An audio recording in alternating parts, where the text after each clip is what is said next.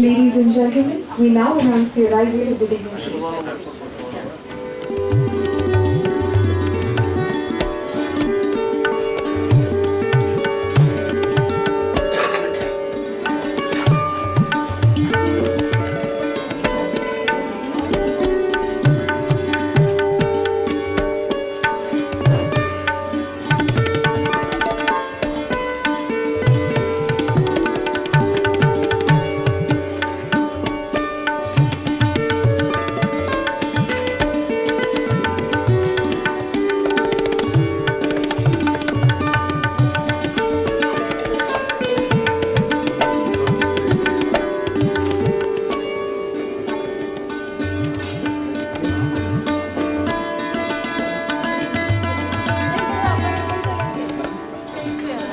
सब आपका हो जाएगा सबको सीधे टेस्ट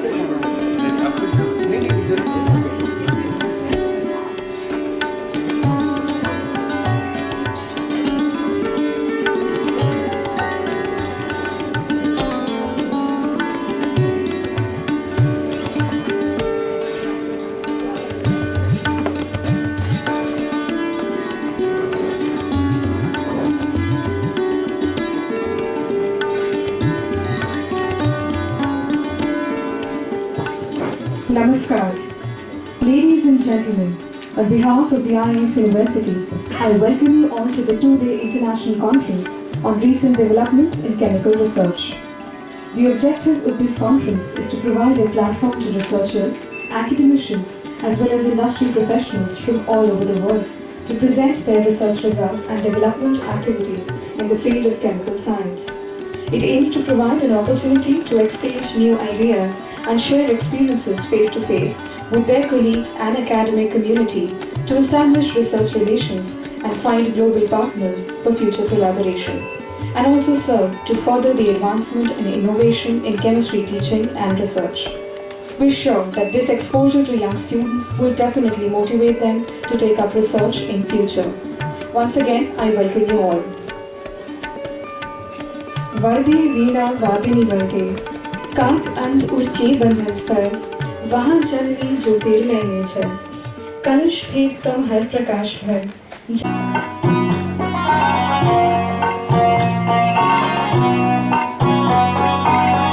शारदे वरदे कि मेरी बुद्धि हो जाए प्रखर शारदे वरदे कि मेरी बुद्धि हो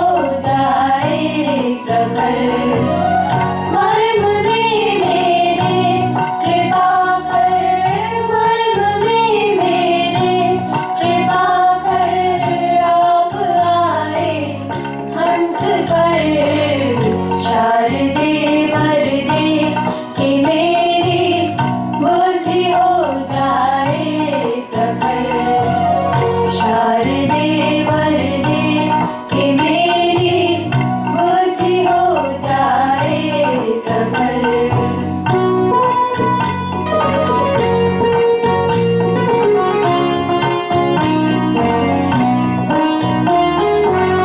माँ करूँ तुमको नमन मुझको शरण में लीजिए माँ करूँ तुमको नमन मुझको शरण में लीजिए हे दयामयी देवी सिंधु हे दयामयी देवी सिंधु बुद्धि हमको दीजिए शारदे वरदे कि मेरी बुद्धि हो जाए प्रखर शारदे वरदे कि मेरी बुद्धि हो जाए प्रखर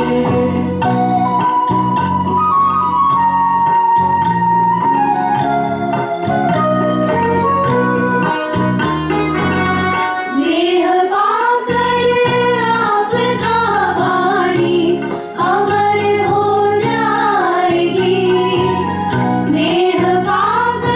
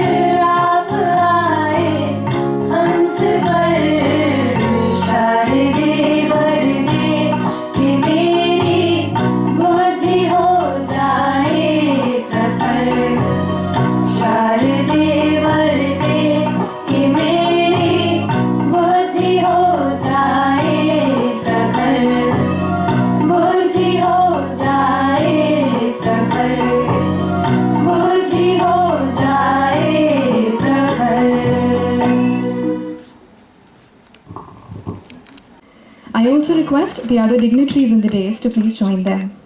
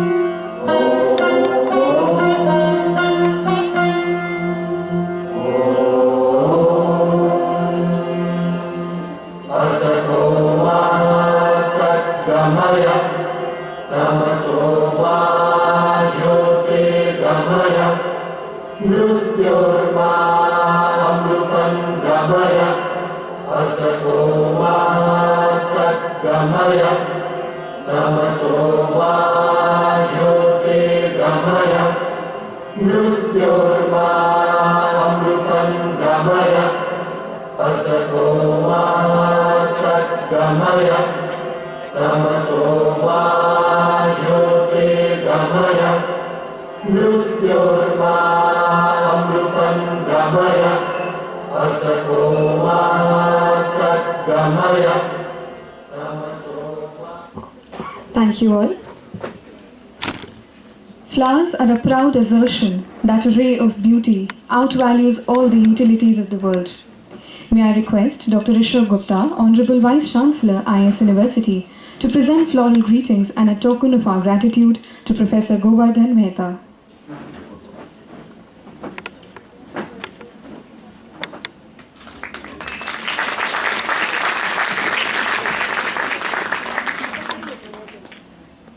Thank you, sir.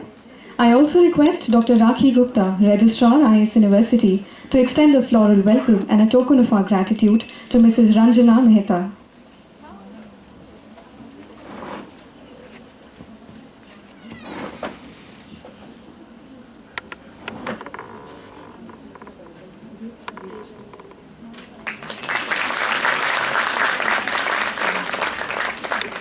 Thank you, ma'am. I request Professor R.K. Bansal, Conference Convener, to felicitate Professor Derek P. Gates from University of British Columbia.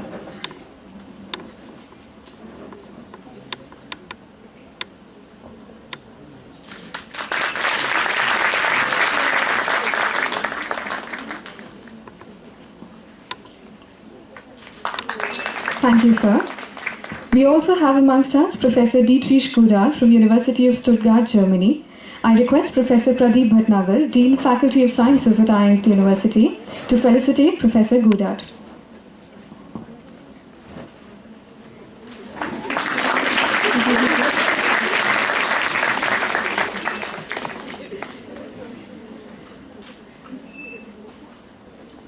Thank you, sir. I once again request Professor R.K. Bansal to extend a warm welcome to Professor Gerhard Hegel from University of Düsseldorf, Germany.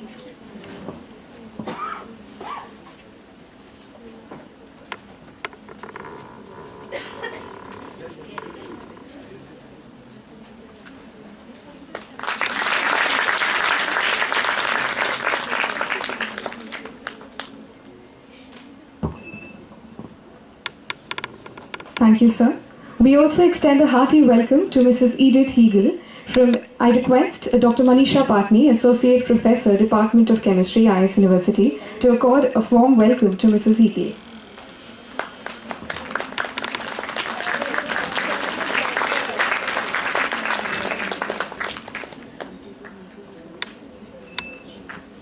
Thank you, ma'am.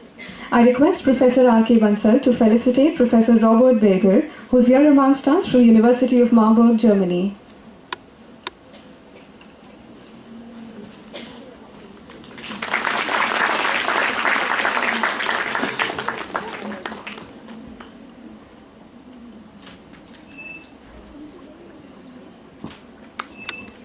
Thank you, sir. I also request Dr. Pragya Sinha, Head, Department of Chemistry, IS University, and the Organizing Secretary of the conference to felicitate Mrs. Christian Berger.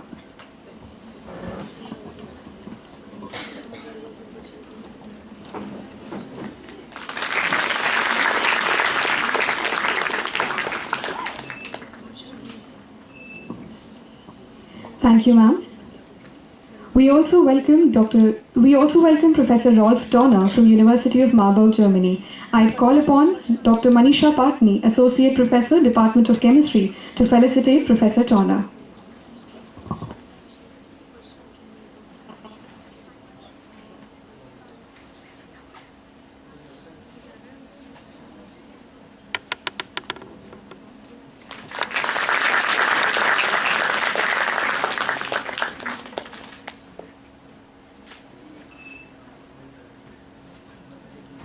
Thank you, ma'am.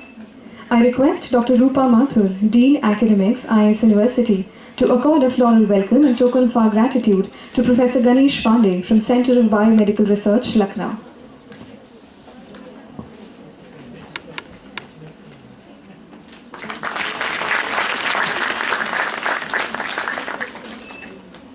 Thank you, ma'am. It is a pleasure to have amongst us Professor K.C. Kumaraswamy from University of Hyderabad. I request Professor N.K. Sharma, Dean Faculty of Commerce and Management, IS University, to felicitate Professor Kumaraswamy.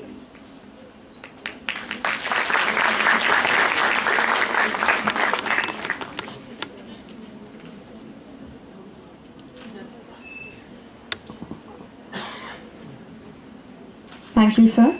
I also extend a hearty welcome to Professor R. Murugavel, who's here amongst us from IIT Mumbai. I request Additional Head, Department of Chemistry from IS University, Dr. Deepak Singh Rajawat, to felicitate Professor Murugavel.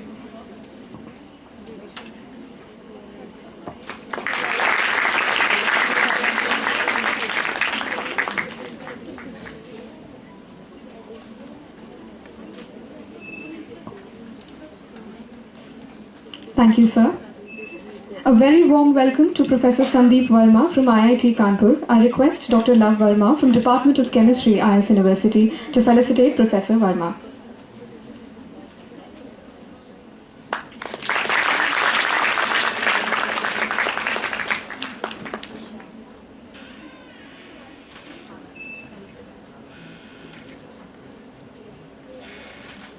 Thank you, sir. Also, I request Ms. Chandni Mathur from Department of Chemistry, IS University, to extend a warm welcome to Ms. Anna Hansmann from University of Marburg, Germany.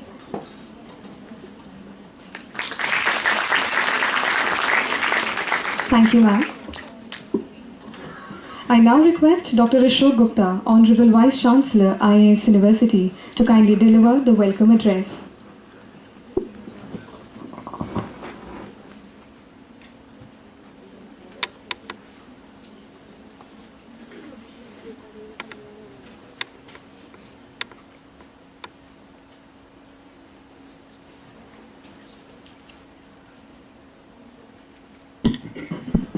Namaskar. Professor Govardhan Mehta, National Research Professor, School of Chemistry, University of Hyderabad. Professor Godat, University of Stuttgart, Germany. Professor Derek Gates, University of British Columbia, Vancouver.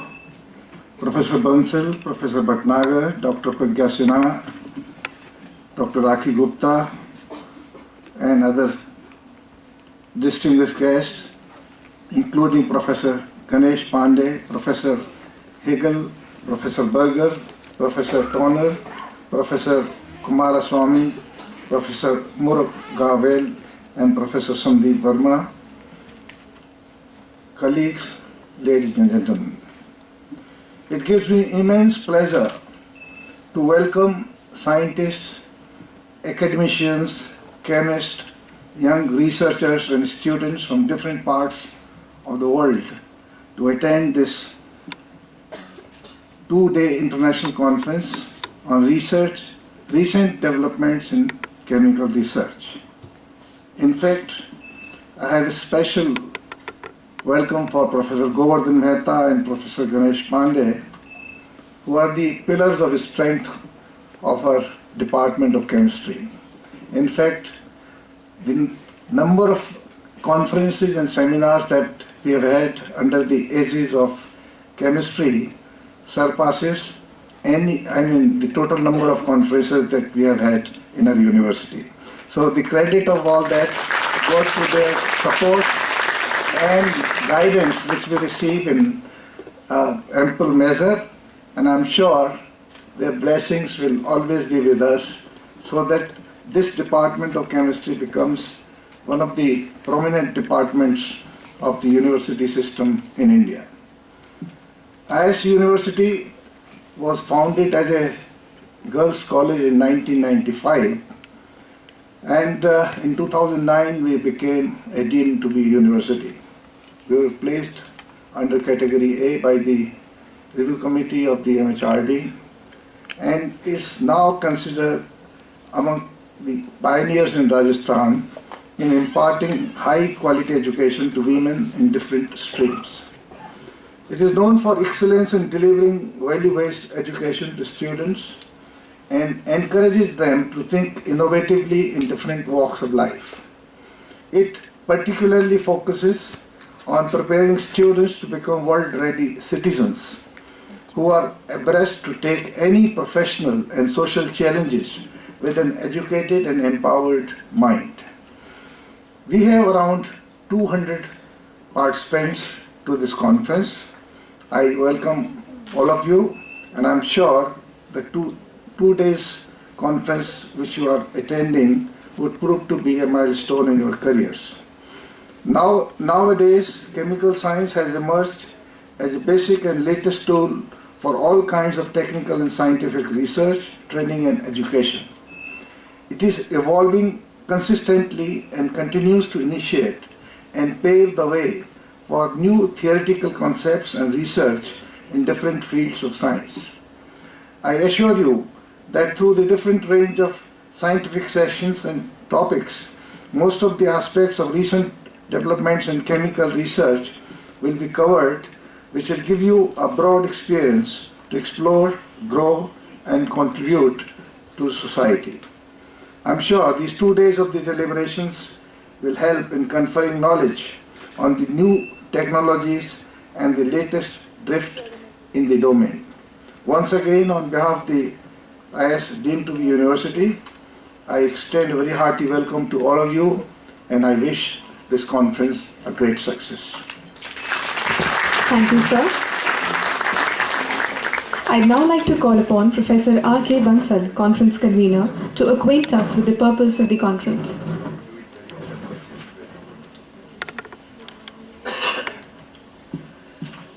Honorable dignitaries sitting on dais, other eminent scientists, esteemed colleagues, dear students, ladies and gentlemen.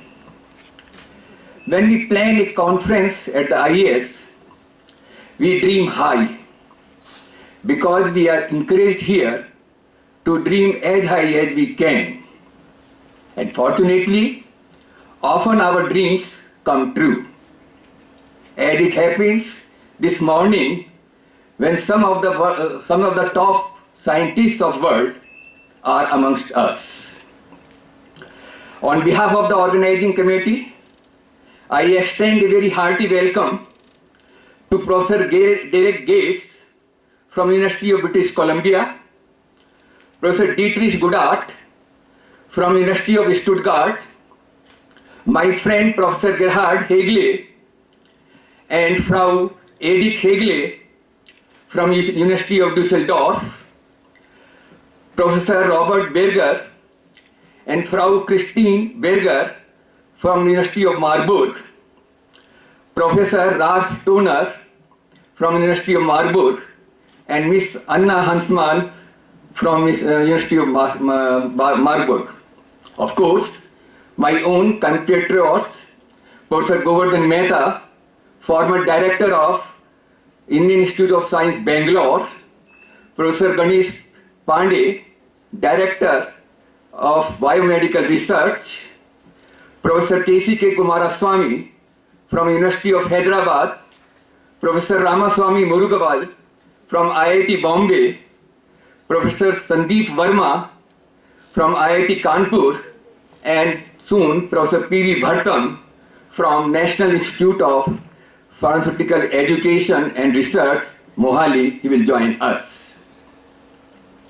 It will be interesting for our guests to know that this beautiful city was founded on 18th November 1727.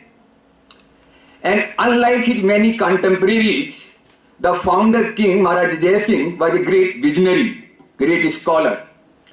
And possibly he had the vision that a city, or in larger sense a country, can progress if business and education go hand in hand.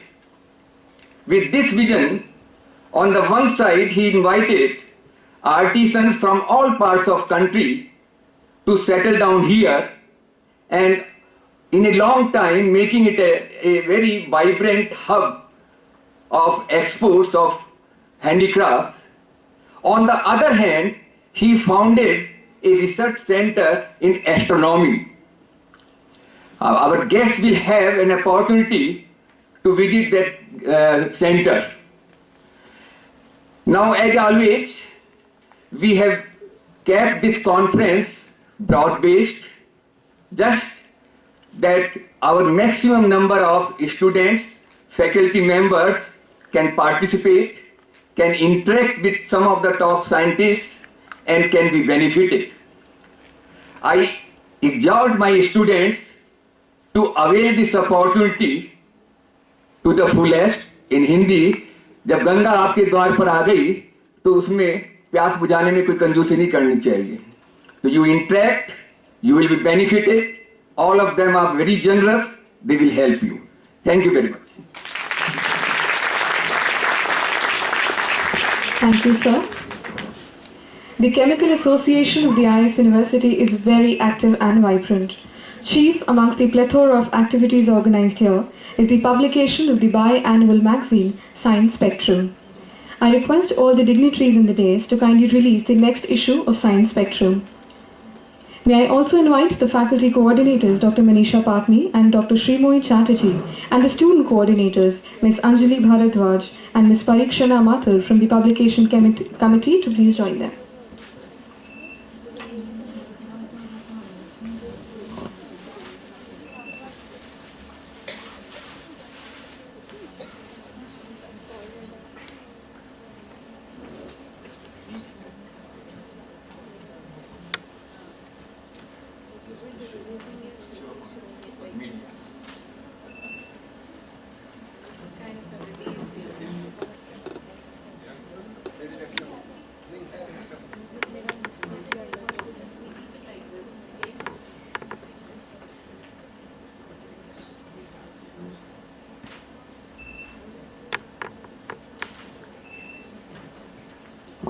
Thank you all.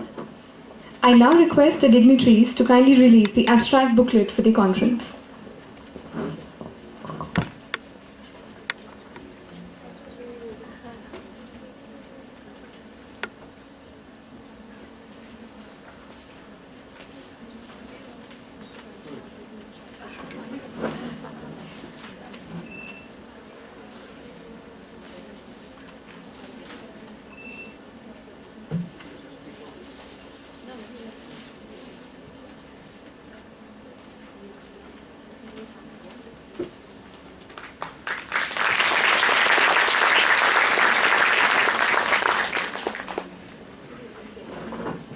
Thank you all.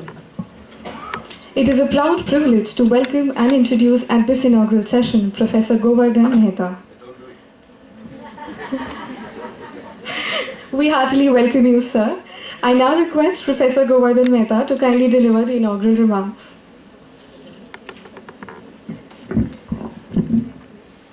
Dr. Ashok Gupta, Dr. Rakhi Gupta, Professor Bansal, other dignitaries on the dais, distinguished speakers to this conference, dear students, ladies and gentlemen. This is a wonderful sight which I have been privileged to witness on many occasions, I guess for the last 10 years or so. And every time I get an opportunity to come, I very welcome it and accept it without creating too much fuss. I'm notorious for creating fuss with regard to invitations, but in this case I very gratefully accept the gracious invitation. this is a very reputed institution which has pioneered and contributed a lot towards women education in this country. We are also, as a chemistry community in the country, very fortunate that the Vice Chancellor and founder of this institution, Dr. Ashok Gupta, is very supportive of activities in the area of chemical sciences, and whatever is possible within the resources and other attributes of this institution, research is supported here. As you know, this is a fairly recent institution, it's a deemed university, and is an example of private initiative in higher education. But they do their best to support research, and that is something to be commended, and I compliment you all for doing this. I also like to believe that conferences of this type serve a very important purpose. It creates awareness among the student community, because you are the future of not only India but future of science. And an early exposure in your formative years can have a very profound impact on what you can do as you grow up in the arena of science and chemistry. I also believe that this kind of exposure also provides you a window to the wider world, because otherwise, you know, all young people, you get completely consumed by day-to-day living, courses, examinations, and many other things that young people do these days, including spending happy hours on moving your finger on the mobile phone. And so very little time is left for doing other things. But I'm glad that these are the opportunities which provide you a good exposure. And again, I would like to compliment the university, and I know that Dr. Ashok Gupta takes a lot of personal interest, ably supported by Professor Bansal and Dr. Rakhi Gupta in organizing these conferences. I can only hope that you will continue this in future as well. I know that it requires both time, resources, and a level of commitment to organize these kind of conferences, but I can only hope and pray that you will be blessed with all these attributes so that you can continue to organize these kind of meetings and do great service to the young generation of students. I don't want to say too much about the warmth, hospitality, and very friendly environment which this institution present. The only thing I can say is that when I came yesterday, I was warned that Jaipur is going to be very chilly and cold. But your warmth, Dr. Gupta, and of all your colleagues has made this place very warm. Thank you very much. Thank you, sir, for your thought-provoking ideas. Your knowledge and inspirational words have undoubtedly enlightened the audience about chemistry's crucial role in finding sustainable solutions for a better tomorrow. I now invite Dr. Rakhi Gupta, Registrar, IIS University and Conference Convener, to kindly deliver a formal vote of thanks. Thank you, Rakshita. Namaskar, everybody. Dignitaries on the dais, Padma Shri Professor Govardhan Mehta, Professor Gates from British Columbia University, Professor Gudat from Stuttgart University, Germany, our Honorable Vice Chancellor Dr. Ashok Gupta, Professor R.K. Bansal, Professor Pradeep Bhatnagar, our Dean, Dr. Pragya Sinha, Head of our department, all the esteemed invited speakers, participating delegates and guests in the audience. It is my proud privilege to propose a formal vote of thanks on behalf of the IIS University at the two-day National Conference on Recent Developments in Chemical Research. The conference has been planned, as has been shared by earlier speakers also, it has been planned and conceptualized to promote teaching and research by way of knowledge sharing. It will also foster collaborations and spread knowledge pertaining to the thrust areas in chemical science. We believe that this conference will also emphasize on both basic science and recent advancements so as to provide an opportunity to young scientists from the academia and the industry to broaden their views and research ideas. We are happy to share with you that the initiative has brought together a host of chemical researchers and keen investigators from both India and abroad. On behalf of the IS University fraternity, I'd like to express my deep gratitude to Professor Govardhan Mehta, Professor Gates and Professor Goodart for so very kindly acceding to our request to be a part of this inaugural ceremony. The inaugural remarks of Professor Mehta have definitely set the tone for the deliberations that are to take place over these 2 days. And thank you, sir. Thank you for such inspirational and motivational words for us. I hope we continue doing this as you said. On behalf of the IS University, I would also like to thank all the distinguished speakers who are amidst us today. And they've all come from different parts of India, and especially from abroad. We have distinguished speakers from Germany and Vancouver, Canada. Your presence has not only graced the occasion but also boosted our morale tremendously. My special thanks to the academicians, delegates and students who have come again from different places to attend the conference. I sincerely hope that your sharing and exchange of ideas during the course of this conference will make new contributions to the field and will also be of immense value in times to come. My thanks are due to Dr. Ashok Gupta, Honorable Vice Chancellor, the IS University and conference patron for his unstinted support and invaluable guidance throughout, which has given this 2-day event its present shape. I'm also grateful to Professor R.K. Bansal for his initiative in conceptualizing, planning this conference. Thank you, sir, for being such a big support and giving us this kind of exposure.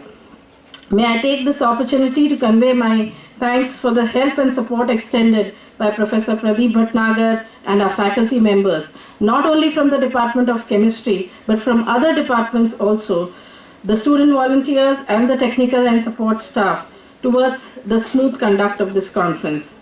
Lastly, I thank all the media persons whose ample coverage of the conference will bring this contemporary issue closer to public interest and notice.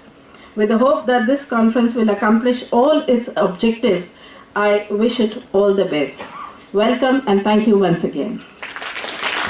Thank you, ma'am. With this, we come to the end of the inaugural ceremony of the 2-day conference.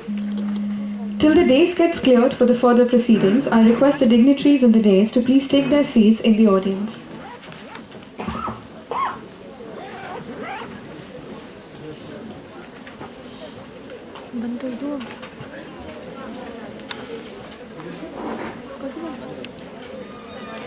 Lecture, and I would like to introduce our first speaker, that is Professor Gates, who is now professor in Vancouver in Canada. He hails from Halifax, that is on the eastern end. I think it's one of the easternmost places in Canada. And he studied at that university in Halifax and completed his BSc with honors in chemistry at that place.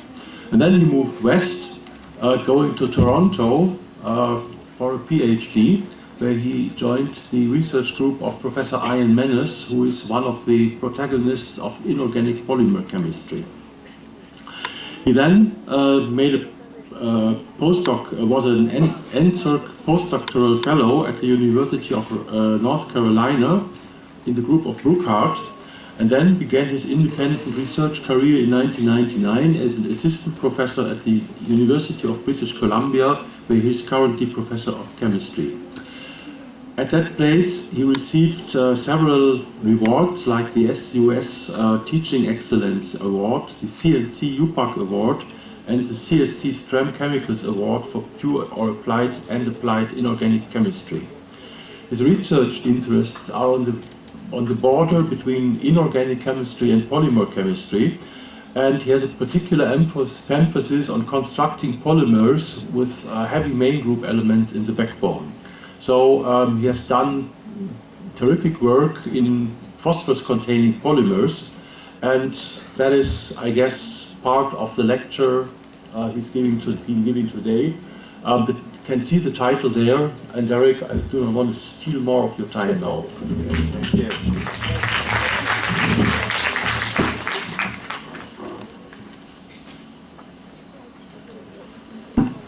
Good morning, everybody. It's a great pleasure to be here today and to have a chance to talk to you about some of the science that we're doing in Vancouver. Before I begin, though, I should say that this is my first time in India, and to keep this brief, I'm going to use one word to describe my experience so far. Wow.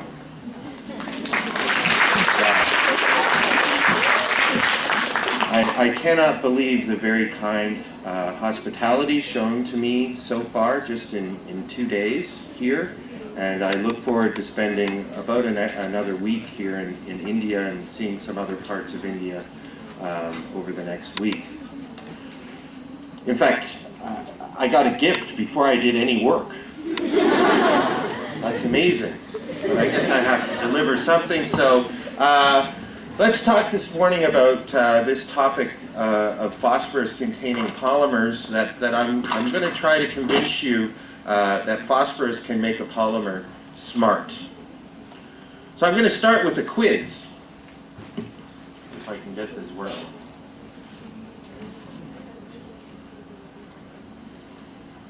It's not too hard, and there's no grades, so it's okay. So which are smart and which are not smart? That's the first one. I'm allowing us to cheat a little bit here. This is a television program before many of you were born.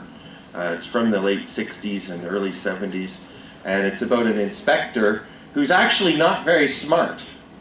But his right-hand person here, Agent 99, she's the smart one, and she helps him to solve lots of different crimes and dilemmas. I mean, he thinks he can talk in his shoe, so I don't know.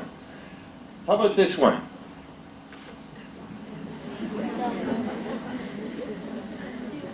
Again, I'm trying to make this easy for you. That's a great movie, by the way, if you haven't seen it. This one?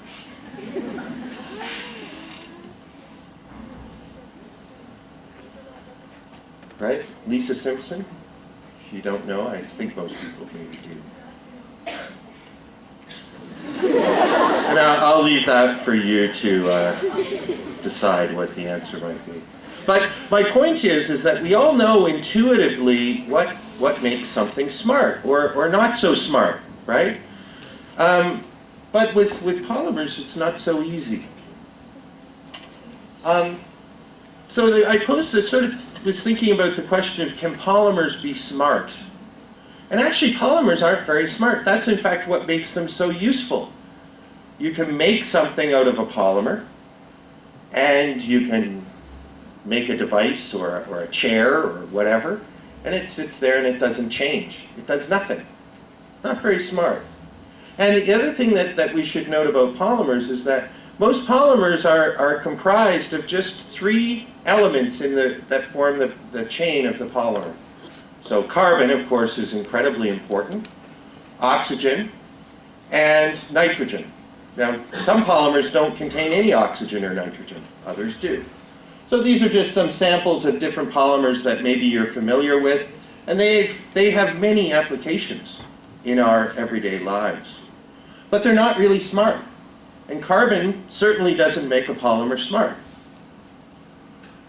So I posed this question, can phosphorus make a polymer smart? And like most of you today, and it was already alluded to in the opening remarks, you go to your phone and you Google or you talk to Siri and you ask Siri, can phosphorus make a polymer smart? I just went to Google and I typed in, does phosphorus make you smarter? And the first thing I got is this book. Obviously phosphorus makes you smart. So need we go on? Well, we will. So the challenge here, if we want to make phosphorus polymers, and I'll spend a lot of my time here today trying to convince you that they're smart, we're going to deviate a little bit along the way, because the difficulty here is, how do you make a phosphorus polymer? Most of you probably aren't aware of many phosphorus polymers. Now, one that's really important was made by biology, DNA. Right? But synthetically in a laboratory, it's very challenging to make phosphorus polymers. So this was a difficult challenge for us. And we were inspired by this book, which came out just about the time I was beginning my independent career in Vancouver in the late 1990s. It's a long time ago now. But it talked about how phosphorus could be considered as a carbon copy. Now, for those young people in the audience, carbon copies were the original name that we now would call a photocopy or a Xerox copy or so on and so forth. So that was a catchy title. But these authors here, who are all famous phosphorus chemists, noted the diagonal relationship on the periodic table between carbon and phosphorus. And that phosphorus should actually be considered more like carbon, maybe than silicon should be considered like carbon. Of course, in your teaching, we always learn that members of the same group should be considered analogous. But diagonal relationships are also important on the periodic table. So for instance, silicon diagonally is related to boron, and boron and silicon are quite similar. And so are phosphorus and carbon. And one of the things that they focused on in this book are the analogies between phosphorus compounds that have true double bonds between phosphorus and carbon, or indeed phosphorus and phosphorus, which are famous molecules made when I was just a young boy, in fact, in the 70s. These should be considered analogous to alkenes and alkynes. Now, of course, one of the most important reactions of an alkene is polymerization. This is how we make many of our commodity polymers, and we're not going to get into the politics of plastics today. Okay, you can say they're good or bad, but one thing that we can certainly say is they've changed the world as we know it. So this one reaction of, whoops, where did I go here? Whoops. By the way, I didn't get back to my room until well after midnight last night. So let's just carry forward. The one reaction of an alkene to form a polyolefin, such as polyethylene, polypropylene, and polystyrene, is an incredibly important reaction. So we should, in principle, be able to do this for phosphorus-carbon systems. And just I got my slides a little bit out of order. Please bear with me. We'll come back to that previous one. One of the things that was noted when people first made PC double bonds, called them phosphaalkenes, or PC triple bonds called phosphaalkynes, is they noted that these systems might be able to be used in polymerization reactions, by analogy with alkene polymerization. And so Kroto, in fact, who is most known for his work on the discovery of C60 and fullerenes, he actually, many people don't know this, but he was working on phosphorus-carbon double bonds back in the 70s, and he had made some of the first systems and characterized them in the gas phase.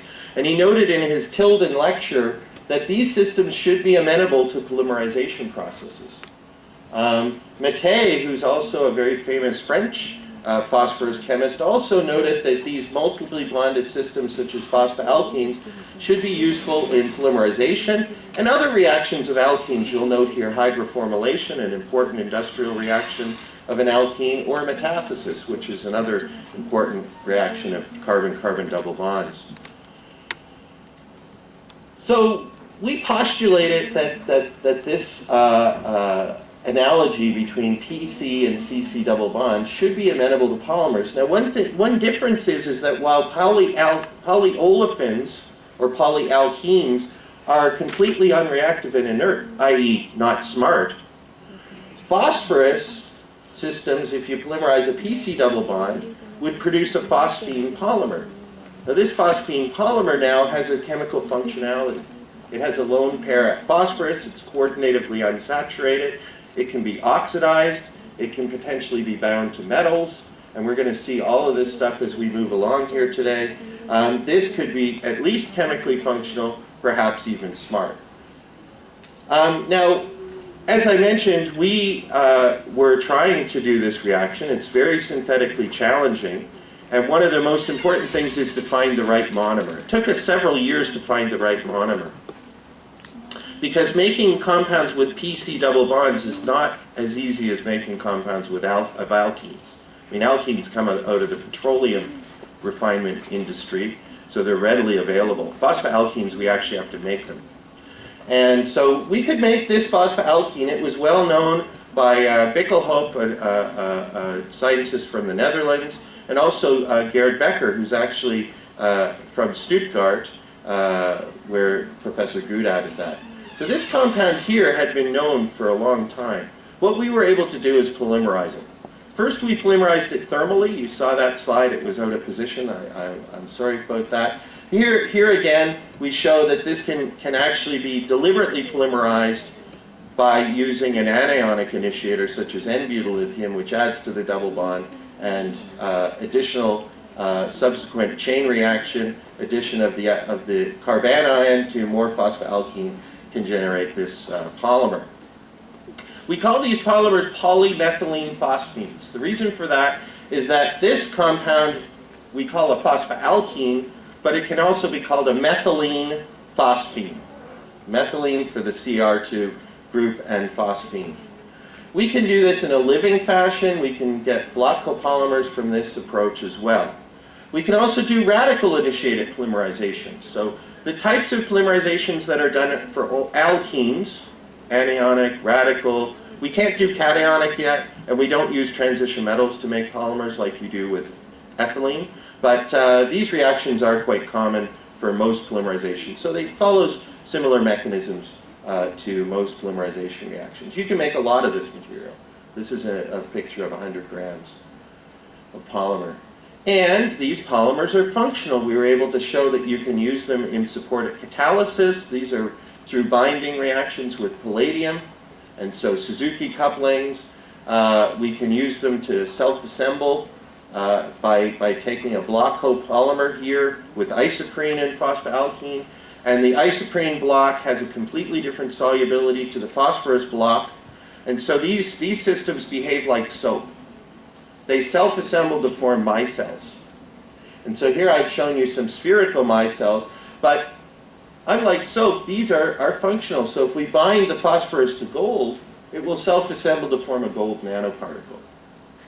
So potentially something useful. Make ionic systems, other metal-containing systems, even really crazy systems such as these chiral systems. Now, of course, these are interesting as ligands, potentially for asymmetric catalysis. I won't go into that today. And they're also flame retardant polymers. So incredible functionality comes from incorporating phosphorus into a polymer. You would never get this with a carbon-containing system.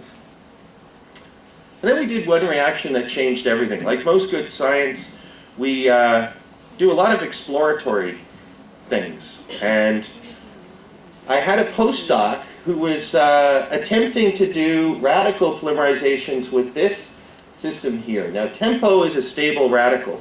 So TEMPO reversibly dissociates from this group, which is essentially a styrol radical that's been trapped with the TEMPO. So it's a diamagnetic system. But when you heat it up, it dissociates and generates styrol radical. And that styrol radical can affect the polymerization of the phosphaalkene. So it's just another initiator for polymerization. So Ivo, the postdoc, had been working on this reaction, and we wondered, how do radicals add to PC bonds? I mean, we looked in the literature, and there hadn't been a lot of work on reacting simple PC bonded systems with radicals. So we thought, well, let's try the reactions with TEMPO. And we found that to get a clean reaction, we had to add gold. So gold binds to phosphorus, then you add TEMPO to the double bond, and we isolated this product and obtained a crystal structure. The crystal structure was very important in this situation. I hit my... So let's look at it. We have a TEMPO attached to phosphorus. That's exactly what you'd expect. You'd expect one TEMPO to go on the phosphorus and one TEMPO to go on the carbon. But notice where the second TEMPO is found. It's way over here on the methyl group of the mesotyl substituent.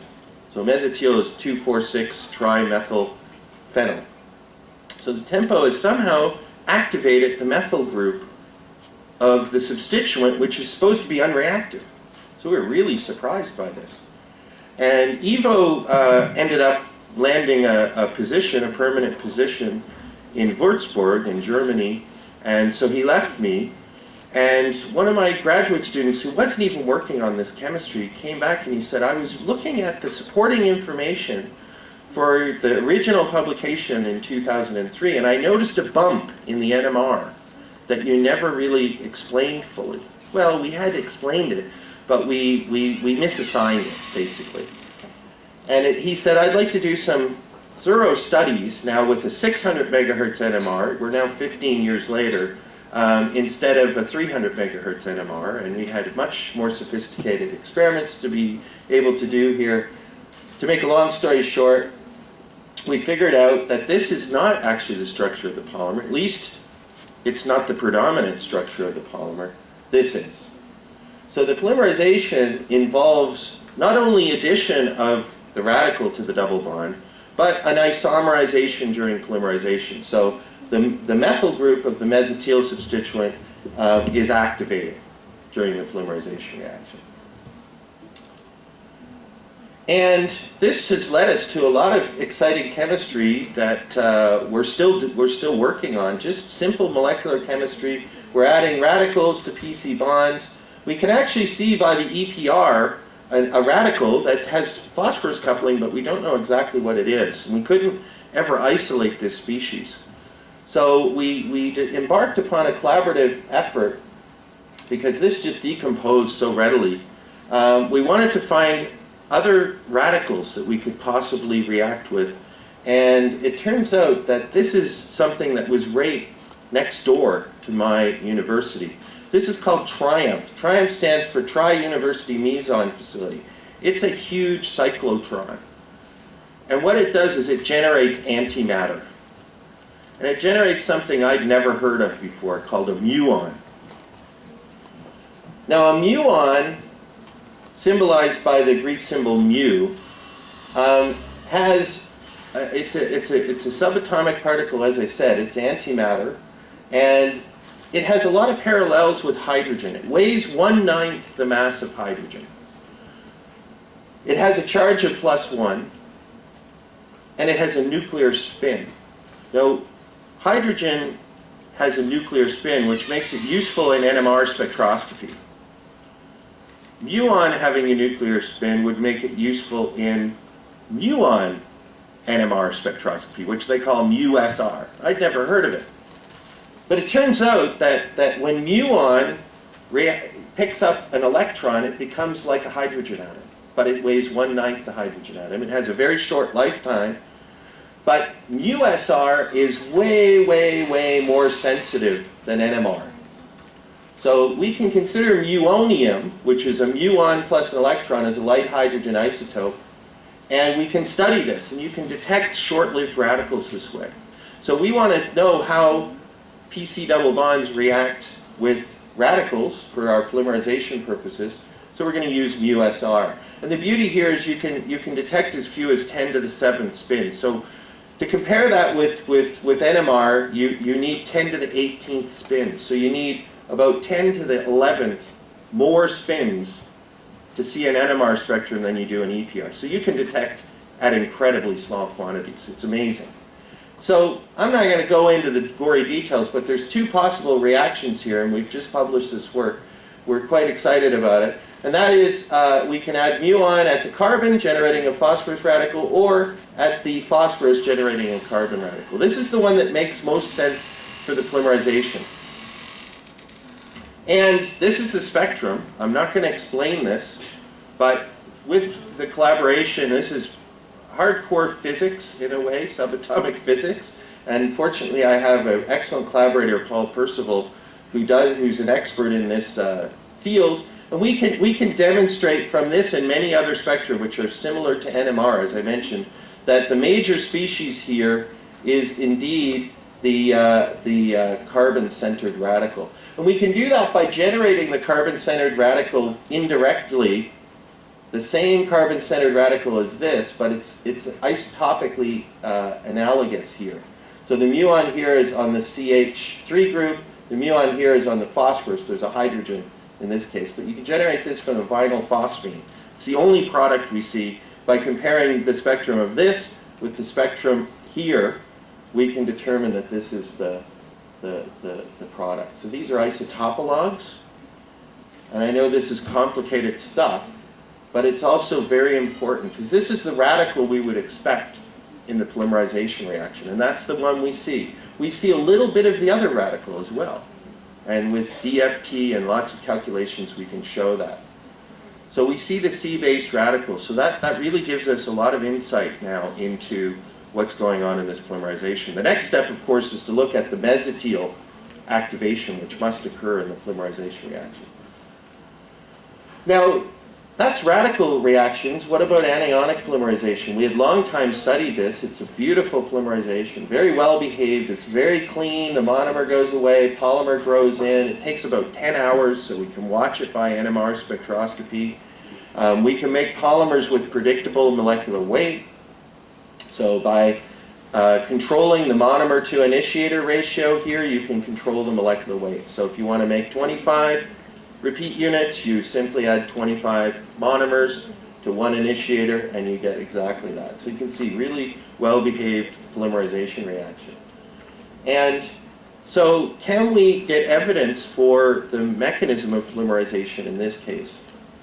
Now, we had been interested in generating this anion and, of course, using it in polymerizations, but could we trap this type of anion? And what we were able to show is that if we use trityl chloride, a very bulky electrophile, we generate the anion, here it is, we add trityl chloride, and you see an intermediate product, but then that goes to a final product.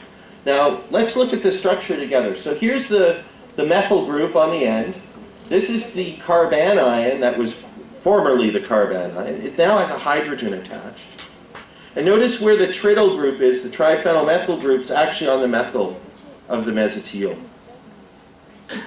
So again, an indication of this really crazy isomerization, polymerization. And the intermediate we think is something like this, which can't really form a stable product because it's just two bulky groups that can't form a carbon-carbon bond. Now, we can gain further evidence for this mechanism by using some tricks of the trade. Isotopic labeling here. If we put deuterate at mesotyl, that should slow the reaction down if there's an isomerization during polymerization. So if this is the mechanism, we should see a huge isotope effect. If this is the mechanism, we should see virtually no isotope effect because we're not activating the carbon-deuterium bonds here. And we see exactly what you would expect for this isomerization polymerization. You get a very huge isotope effect. It's not quite 21. It's very hard to measure this, and I can explain it during the question period if you like. But nonetheless, we can calculate by DFT the mechanism. We think we understand this mechanism, and this is the main product of both the radical and the anionic polymerization. So this is an addition isomerization polymerization. Isomerizations during polymerization, although many people don't draw them when they draw a polymer structure, they're very common. So low-density polyethylene, which is used to make plastic wrapping, it's actually made through an isomerization polymerization. So it's an addition and an isomerization. And that introduces branches. So the low density comes from the high amount of branches in the polyethylene. Now, it's a random isomerization. What we have is a regular isomerization. It occurs every time during the polymerization. And that's exceedingly rare.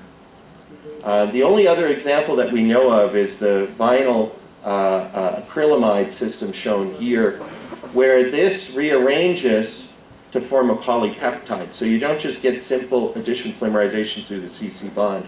You actually generate a polypeptide.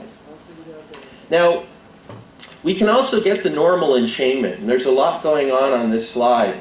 But what I want to note is that we can make this anionic polymer here, and then we can add methyl methacrylate.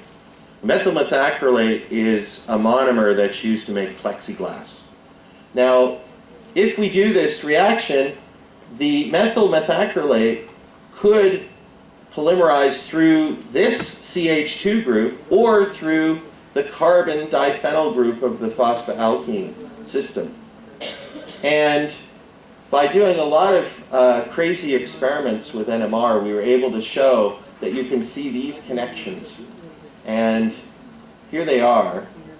You see a little small peak here which shows the connectivity between these two groups. So it essentially shows hydrogen coupling through to this carbon here via HNBC. And also this hydrogen should connect to the phosphorus. So you can do hydrogen-phosphorus correlations and see a correlation between this hydrogen and this phosphorus atom. So that tells us that this group, which switches between the phosphoalkene and the acrylate, is actually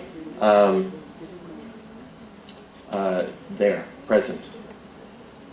So these are interesting polymers. They're interesting copolymers. They don't phase separate. You can, by controlling the relative amounts of the two monomers, you can control the flexibility in the glass transition. So for those of you who are interested in polymer chemistry, that's a little information for you. We've also been interested in making what we're calling unnatural rubber. This is a completely different type of polymer. It's very related to what we've been talking about. Now, natural rubber is polyisoprene. Isoprene is a 5-carbon hydrocarbon. And this is coming from the tree, the rubber tree.